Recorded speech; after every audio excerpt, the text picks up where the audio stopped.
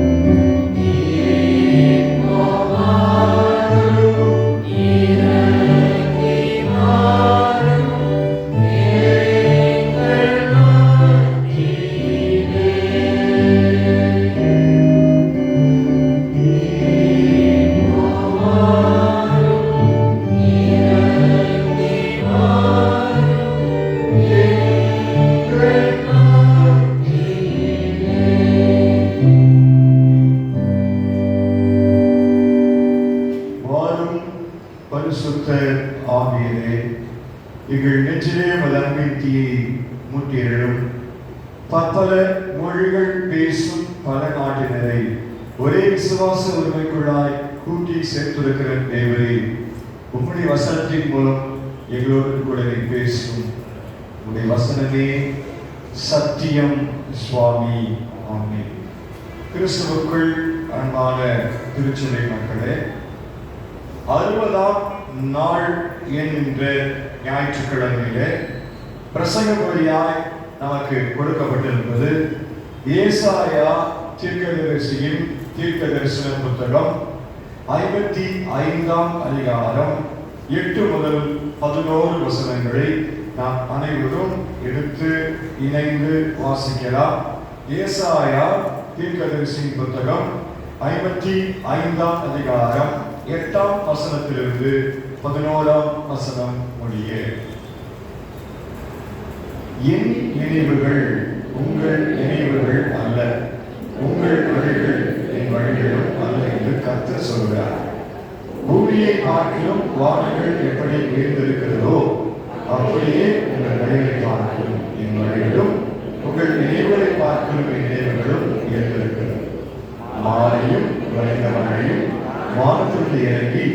அவர்களுக்கு திரும்பாமல் பூமியை நனைத்து அதை குலை கிளம்பி இலைப்படி செய்து இலைக்கிறவனுக்கு இலையும் புசிக்கிறவனுக்கு ஆகாரத்தை கொடுக்கிறது எப்படியோ அப்படியே என் வாயிலும் பரவ வசனம் இருக்கும்.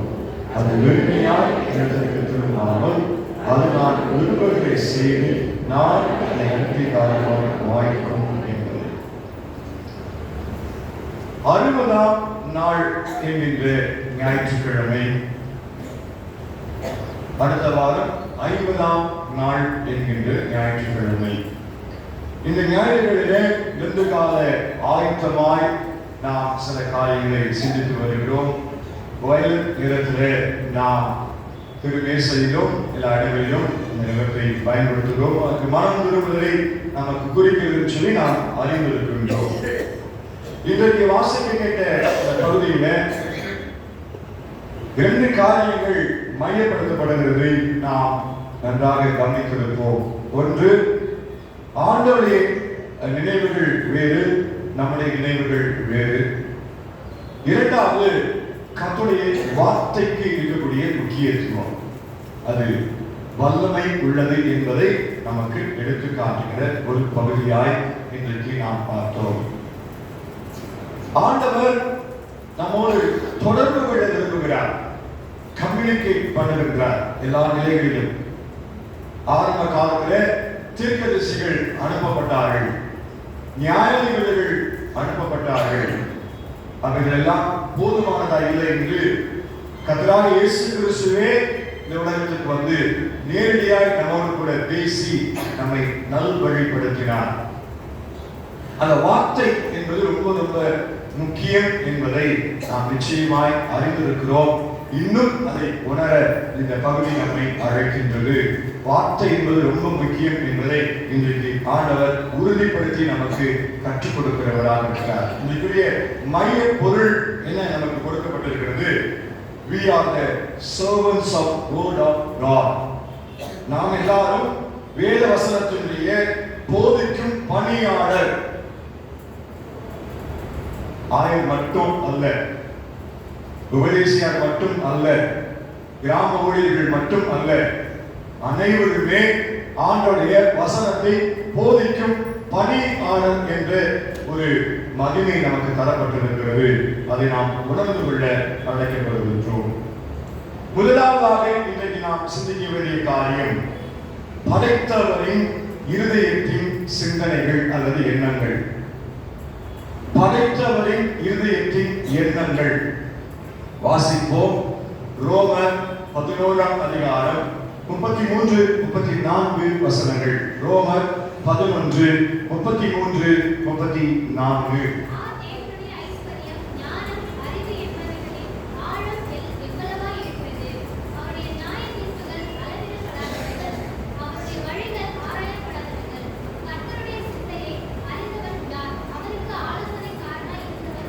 கர்த்தருடைய சிந்தையை அறிந்தவன் யார்?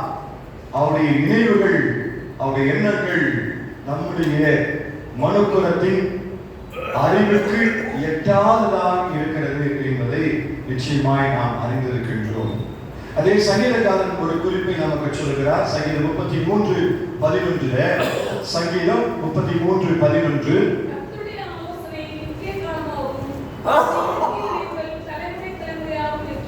கர்த்தருடைய ஆலோசனை நித்திய காலமாக, அவருடைய இருதயத்தின் நினைவுகள் தலைமுறை தலைமுறையாக இருக்கும். அவர் எண்ணுகிற காரியங்கள் இந்த உலகத்தில் அவராலே நிறைவேற்றப்படும். அதற்கு கருவிகளாய் உங்களையும் என்னையும் ஆண்டவர் பயன்படுத்துகின்றார். அவர் செயல்படுத்துகின்ற காரியத்தில் நாம் அவரோடு கூட இசைந்து செயல்பட ஆண்டவர் நம்மை அழைக்கிறவராக இருக்கின்றார். ஆண்டவர் இயேசு கிறிஸ்து இந்த உலகத்தில் சிறு குழந்தையாய் பிறந்து, சிறு குழந்தையாய் அவர் வளர்ந்து பல அற்புதங்களை அடையாளங்களை செய்தார். அவர் பிறப்பிலேயே அவருடைய சித்தம் நமக்கு விளங்குகிறது.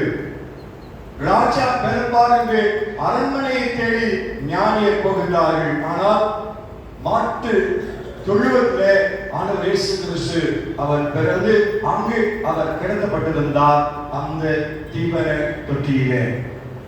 மற்ற எல்லாரும் நினைத்தார்கள் ஆண்டுடைய சித்தம் திட்டம் வேறு என்பதை அங்கு அவர் தெளிவுபடுத்தினார். ஞானிகள் வந்து இயேசு கிறிஸ்துவை அவர்கள் பணிந்து கொண்டார்கள். அந்த ராஜா சொல்லுகிறார், நீங்கள் போய் பணிந்து கொண்டு பின்பு என்ன வந்து சொல்லுங்கள், நானும் போய் பணிந்து கொள்கிறேன் என்று அவன் தவறான சிந்தையோடு சொல்கிறான் என்பதை மற்றவர்கள் அறியார்கள். பிதா அறிந்தார், ஞானிகளை வேறு பாதையை வழிநடத்தினார். ஆகவே நம் வழிகள் வேறு, அவருடைய வழிகள் வேறு. ஆண்டவராக பிதாவானவர் எகிப்திலிருந்து மக்களை விடுவித்து வரவழைத்து வரும்படியாய் மோசேயை அனுப்பினார். ஆனால் அவர்கள் அழைத்து வரப்பட்டது சுற்றுப்பாதையிலே, பல இடங்களிலே அவர்கள் வனாந்தர வாழ்க்கையை நடத்த வேண்டியிருந்தது. நேர்மையாய் வர வழி இருந்தும் அவர்கள் ஆண்டவருடைய சித்தத்தினாலே வழிநடத்தப்பட்டார்கள் என்பது நமக்கு தெளிவுபடுகிறது. நிச்சயமாய் நீங்கள் நான் அறிந்திருக்கிறோம். 2 நாளாகமம் 20ஆம் அதிகாரம் 10ஆம் வசனம். 2 நாளாகமம் 20ஆம் அதிகாரம் 10ஆம் வசனம்.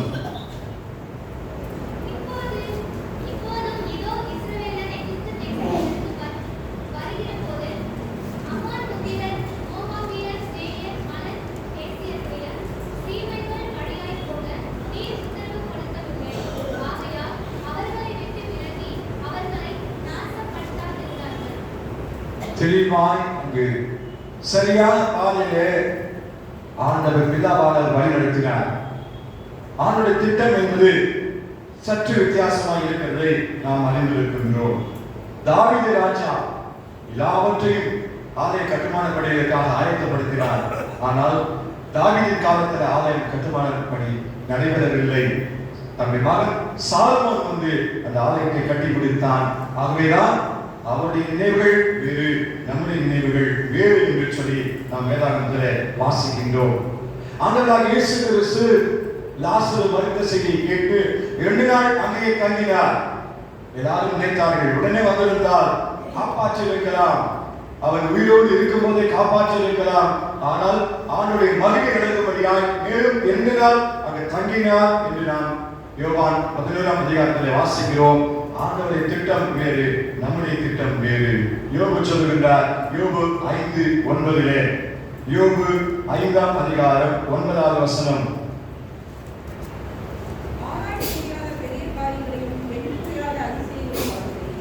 ஆராய்ந்து முடியாத காரியங்களை, எண்ணி முடியாத அதிசயங்களை அவர் செய்கிறவராக இருக்கிறார்.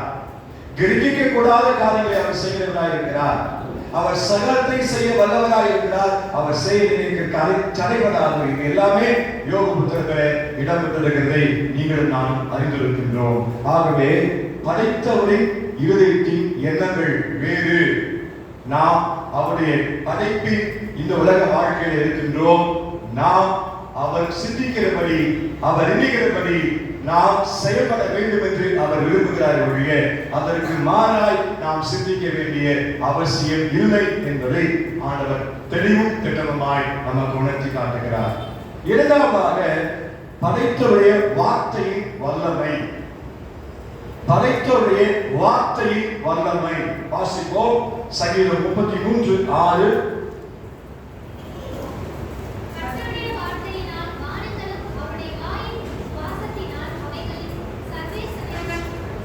கர்த்தருடைய வார்த்தையினால் வானங்களும் அவருடைய வாயின் சுவாசத்தினால் சர்வ சேனையும் உண்டாக்கப்பட்டது. இந்த வார்த்தை வார்த்தை வார்த்தை ரொம்ப முக்கியம்.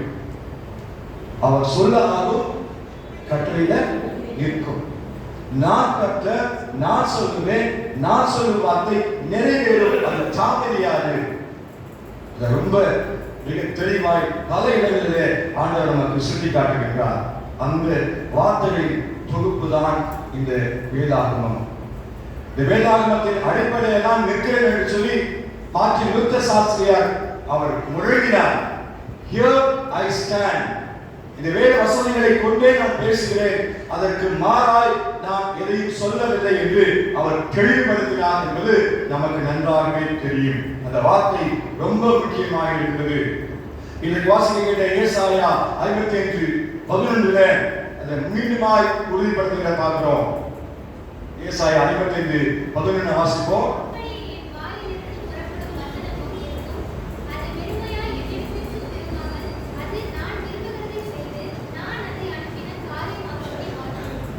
என்ன பிதா சொல்லுகிறாரோ, என்ன செயல்படுத்த விரும்புகிறாரோ அது செயல்பட ஆண்டவர் வார்த்தை வல்லமையுள்ளதாக இருக்கிறது என்பதை நாம் மிக தெளிவாய் அறிந்திருக்கிறோம். 1 ராஜாக்களின் புத்தகம் 8வது அதிகாரம் 56ஆம் வசனம் சொல்கிறது. 1 ராஜாக்கள் 8:56.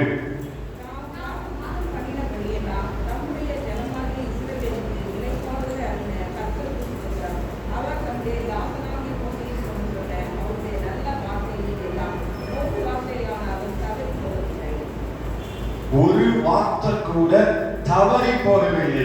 அந்த 1 ராஜாக்கள் 8:56 நான் மீண்டுமாய் வாசிக்கிறேன். அதில் ஒரு வார்த்தை கூட தவறி போகவில்லை என்று அந்த வசனம் நமக்கு தெளிவுபடுத்துகிறதை நாம் பார்க்கிறோம். தாம் வாக்குத்தத்தம் பண்ணினபடியெல்லாம் தம்முடைய ஜனமாக இஸ்ரவேலுக்கு இறைப்பாதலை அருளின கர்த்தருக்கு ஸ்தோத்திரம். அவர் தம்முடைய தாசனாகிய மோசேயை கொண்டு சொன்ன அவருடைய நல் வார்த்தைகளில் எல்லாம் ஒரு வார்த்தையானாலும் தவறி போகவில்லை. அவர் சொன்னார், அது நிறைவேறும் என்று நாம் வசனத்தின் மூலமாக காண்கின்றோம். அதை தான் இயேசு கிறிஸ்து செயல்படுத்தினார். இந்த உலகத்தில் அவர் வாழ்ந்த போது அவர் சொன்ன ஒவ்வொரு வார்த்தைக்கும் வல்லமை இருந்தது. லாசருவே வெளியே வா சொன்னார். 4 நாள் ஆயிற்று, பின்னர் நாருமே என்று சொல்லல.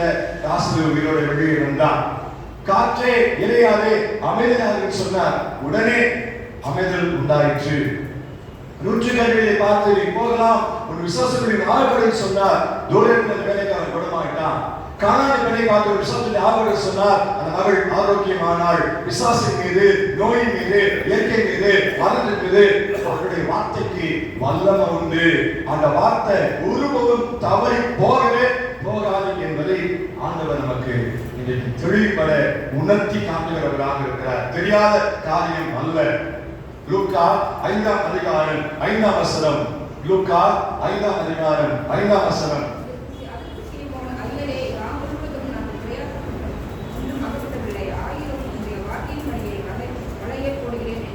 உன் வார்த்தையின்படியே வலையை போடுகிறேன். மீனவர்கள் நன்றாக அறிந்தவர்கள் எப்போ எந்த இடத்துல என்ன மீன் வகை கிடைக்கும், என்ன நேரம் அதுக்கு தகுதியானது என்பதை அவர்கள் நன்றாக அறிவார்கள். ஆனால் விடாமுழுதும் பிரயாசப்பட்டு ஒன்றுமே கிடைக்கல. உம்முடைய வார்த்தையின்படி நாங்கள் வலையை போடுகிற போது ஆசீர்வாதம் நிறைவாய் வலை கிளியத்தக்கதாய் மீன்கள் அவர்களுக்கு கிடைத்தது என்பதை நாம் வாசித்திருக்கின்றோம். ஆகவே படைத்தவர்களே வார்த்தைக்கு வல்லமை உண்டு. அவர் சொன்னால் அது நிறைவேறும், அது தவறி போகாது, அவருடைய வார்த்தை உரிமையாய் திரும்பாது என்பதை வசனங்கள் நமக்கு கற்றுக் கொடுக்கிறது. நம்முடைய வாழ்க்கையிலும் அதை அனுபவித்திருக்கிறோம். அநேக நேரங்களில் அந்த வார்த்தை நமக்கு ஆறுதல், அநேக நேரங்களில் அந்த வார்த்தை நமக்கு பாதைக்கு வெளிச்சம், கால்களுக்கு தீபம், அநேக நேரத்தில் அந்த வார்த்தை நமக்கு பலன் என்பதை எல்லாருமே அறிந்திருக்கின்றோம். கிறிஸ்துவுக்குள் அன்பானவர்களே, படைத்தவருடைய வார்த்தையின் வல்லமையை நாம் உணர்கிறோமா?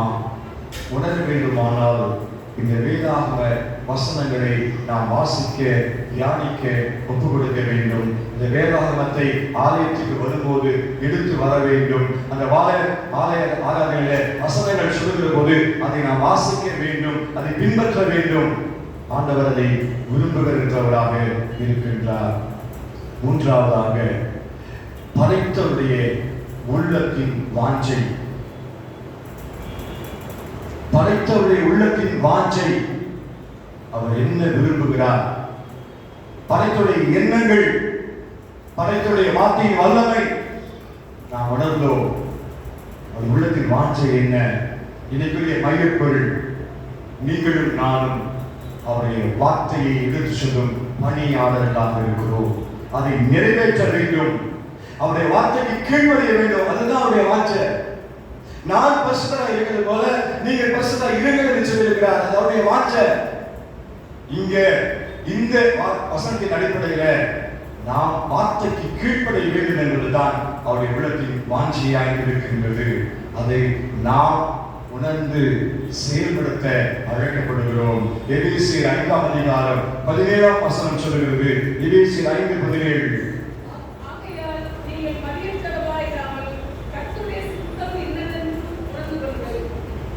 கர்த்தருடைய சித்தம் இன்னதென்று உணர்ந்து கொள்ளுங்கள். அவருடைய வார்த்தையை வாசிக்கிற போது அந்த சித்தத்தை நாம் அறிந்து கொள்ள முடியும்.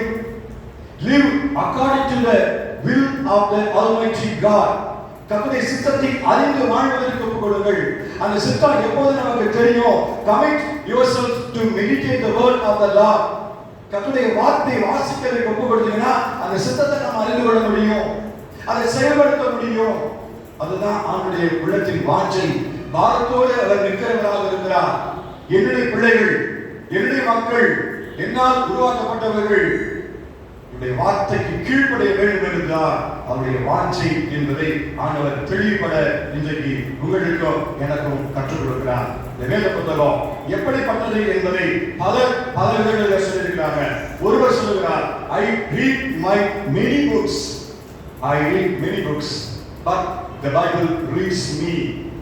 அந்த வேத புத்தகமே என்ற அந்த பாடலை என்னை எனக்கு காண்பிக்கிற ஒரு கண்ணாடி என்று அந்த கோயில் சொல்வதை போல இவர் சொல்லுகிறது, I read many books but the Bible reads me. என்னை எனக்கு காண்பிக்கிறது. நான் சரியான பாதையில் போகிறேனா, கர்த்தருடைய வசனத்துக்கு கீழ்ப்படிகிறேனா, அவர் சொல்வதை நடக்கிறேனா, பரிசுத்தமான வாழ்க்கை இருந்தா, அவருடைய வார்த்தைக்கு கீழ்ப்படிகிறேனா என்பதை எனக்கு எடுத்து காட்டுகிற ஒரு கண்ணாடி தான் வேதாகமம். இன்னொருவர் சொல்கிறார், Bible is the only book whose author is always present when it is read. பல புத்தகங்கள் இந்த உலகத்தில் உருவாக்கப்பட்டது. ஆனா அந்த புத்தகங்களை உருவாக்கினவங்க மரித்து போயிட்டாங்க. ஆனால் இது மட்டும்தான் எப்போது நாம படிக்கிறோமோ அப்போதுதான் இதை எழுதிய ஆசிரியர் உயிரோடு இருக்கிறவராக இருக்கிறார். அல்லேலூயா. அதை படிப்பதற்கு அவர் நமக்கு உணர்த்தி காட்டுகிறவராக இருக்கிறார். அவர் முடிக்கும் போது when it is read, make its influence felt. மிக தெளிவாய் அவர் சொல்லுகிறார், மிக தெளிவாய் சொல்லுகிறார். அந்த வார்த்தை அது நமக்கு ஒரு ஆசீர்வாதம். அந்த வார்த்தையை நாம கைக்கொள்ள வேண்டும், உட்கொள்ள வேண்டும். அந்த வார்த்தை நமக்கு ஜீவனாக இருக்கிறது. வசனங்கள் நமக்கு தெளிவுபட அதை கற்றுக் கொடுக்கிறது. நீங்களும் நானும் அறிந்து கொள்ள அழைக்கப்படுகிறோம். ஏன் இந்த வார்த்தை முக்கியம்? ஏன் இந்த வார்த்தைக்கு நாம கீழ்ப்படியணும்னு சொன்னா, இன்றைக்கு வாசிக்கின்ற வேத வசனங்கள் எல்லாம் அதை நமக்கு எடுத்து காட்டுகிறது. சங்கீதத்துல முறையாக நம்ம வாசிக்க வேண்டுமே. சங்கீதங்கள் புத்தகம் 19ஆம் சங்கீதம் 7ஆம் வசனம், கர்த்தருடைய வேதம் குறைவற்றது ஒன்று, ஆத்துமாவை உயிர்ப்பிக்கிறது. இன்றைக்கு இந்த வேத வசனம் தான் நமக்கு ஆறுதல். ஆத்துமாவை உயிர்ப்பிக்கிறது. தொய்ந்து போன நேரங்களில், சோர்ந்து போன நேரங்களில், பலவீன நேரங்களில், விரக்தியான காலங்களில் இந்த வார்த்தை நம்மை தேற்றுகிறது, நம்மை உயிர்ப்பிக்கிறது. அந்த அனுபவிச்சவர்களுக்கு மட்டும்தான் அது தெரியும். எப்போதெல்லாம் நமக்கு சோர்வு வருமோ, பலவீனம் வருமோ, துன்பம் வருமோ, அப்போதெல்லாம் வார்த்தை நமக்கு சொல்லுகிறது தான் ஆறுதல் என்பதை நீங்கள் நான் நிச்சயமாய் அறிந்திருக்கின்றோம். அதுதான் ஆசீர்வாதம். அதே போல வாசிக்க கேட்ட 55:11 மறுபடியும் அதை வாசிப்போம். ஏசாயா 55:11.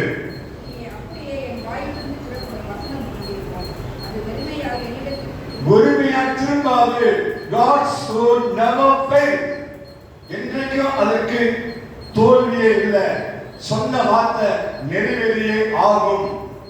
முதல்ல குறைவற்றது, இரண்டாவது அது எல்லா நிலையிலும் ஆசீர்வாதத்தை கொடுக்கும், மூன்றாவது இன்னைக்கு வாசிக்க கேட்ட நிருப பகுதி 2 கொரிந்தியர் 12ஆம் அதிகாரத்தில் வாசித்தோம். அதுல ஒரு முள் கொடுக்கப்பட்டிருக்கிறது, என் கிருபை உனக்கு போதும், என் பலன் உனக்கு பலனா இருக்கும்.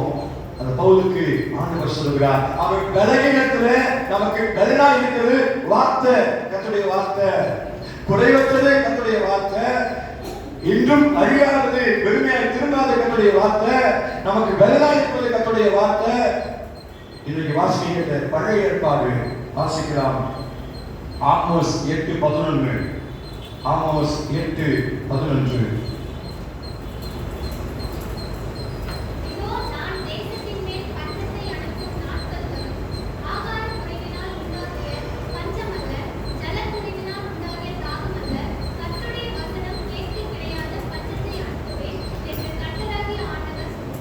கர்த்தருடைய வசனம் கேட்க முடியாத ஒரு பஞ்ச காலம் வருகிறது. ஆகாரம் கிடைக்காத பஞ்சம் அல்ல, தண்ணீர் கிடைக்காத பஞ்சம் அல்ல. வசனத்தை நாம வாசிக்க முடியாது, வசனத்தை கேட்க முடியாது. அப்படிப்பட்ட ஒரு காலம் வருகிறது என்று ஆண்டவர் சொல்கின்றார். தீர்க்கதரிசியுடைய வார்த்தை வருகை காலத்தில நாம் ஆண்டை மறுபடி அவர் வருகைக்காய் காத்திருக்கிறோம். அதற்கான அடையாளங்கள் தென்படுகிறது. நாம் என்ன செய்ய வேண்டும்? வசனத்தை வாசிக்க, தியானிக்க நம்ம அர்ப்பணிக்கணும். அந்த வசனம் குறைவற்றது, அந்த வசனம் நமக்கு பெருமையா திரும்பாது, அந்த வசனம் தலைவர்களா இருக்கிறது. ஆனால் அந்த வசனத்தை கேட்க முடியாத ஒரு காலம் வருகிறது. எத்தனை வசனங்களை நம்ம உள்ளத்துல வைக்க முடியுமோ அந்த வசனங்களை உள்ள வைப்போம், தியானிப்போம், ஆண்டவர்கிட்ட பேசுவோம், அந்த மற்றவர்களுக்கு சொல்லுவோம். நீங்கள் நான் பணியாளர் என்று சொல்லுகிறாரே, அதை நாம் சிந்திக்க, செயல்படுத்த இன்றைக்கு ஆண்டவர் விரும்புகிறார். 2 காலங்களுக்குள் சாம்பல் புதன்கிழமை 18ஆம் தேதி அனுசரிக்க இருக்கிறோம். நாம் அதற்குள்ளாய் வழிநடத்தப்படுகிறோம். இந்த ஆண்டுல நாம் நம்மை தற்பரிசோதனை செய்வோம். இந்த 2 கால ஆயத்த காலங்களில் நம்மை தற்பரிசோதனை செய்து ஆண்டவருக்கு ஒப்புக் கொடுப்போம். ஆண்டவருடைய வார்த்தையை தியானிக்க, வசனத்தின்படியாய் வாழ நம்மை அர்ப்பணிப்போம். படைத்தவை நினைவுகள் அது வித்தியாசமானது. படைப்புடைய வார்த்தை வல்லமை உள்ளது. படைப்புடைய உள்ளத்தின் வாஞ்சை அந்த பாரத்தை நமக்கு முன்பாய் வைக்கின்றார். ஏற்றுக்கொள்வோமா? செயல்படுத்துவோமா? மற்றவர்களை கிறிஸ்துவுக்குள்ளாய் கொண்டு வருவதற்கு இது வழி செய்யும். அது ஆசீர்வாதத்தை நமக்கும் கொண்டு வரும். அதெல்லாம் ஆண்டவர் இன்னைக்கு உங்களுக்கோ எனக்கோ நினைவுபடுத்துகிறார். அதை செயல்படுத்துவதில் நாம் நம்மை எந்த அளவுக்கு முன்னிறுத்துகிறோம்? அலட்சியப்படுத்துகிறோமா? உதாசனப்படுத்துகிறோமா? வார்த்தையை வாசிப்பதற்கு நேரம் ஒதுக்குகிறோமா? அந்த வார்த்தையை வாசிக்க தியானிப்பதற்கு நேரம் இருக்கிறதா? அந்த வார்த்தையை மற்றவர்களுக்கு சொல்வதற்கு நமக்கு தைரியம் உண்டா? கேட்டு பார்ப்போம். நம்மை நாமே தற்பரிசோதனை செய்து பார்ப்போம். ஆண்டவருடைய கரத்தில் நீங்க ஒப்புக் கொடுத்து ஒரு ஒப்படைப்போடு கூட நாம் கடன் செல்ல அழைக்கப்படுகிறோம். கர்த்தர் தாமே இந்த வசனத்தின் மூலமாய் நம்மை பலப்படுத்தி காப்பாராக. ஆமென்.